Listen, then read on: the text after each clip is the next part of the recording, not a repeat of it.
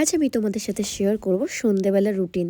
তো ছাদ থেকে জামা কাপড় নিয়ে চলে এসেছি, আর এখন যেহেতু শীতকাল না, প্রত্যেকটা জামা কাপড়ই একটু ঠান্ডা ঠান্ডা থাকে, ভিজে ভিজে মতন লাগে। তো ওগুলোকে আমি মেলে দিয়েছি। দিয়ে যে চুলটা ভালো করে বেঁধে নিয়েছি, নেওয়ার পরে বিছানার দুপুরবেলা যেহেতু বাবাইকে শোয়াই, বিছানাটা পুরো ঘেটে যায়, ওটাকে ঠিক করে দিলাম।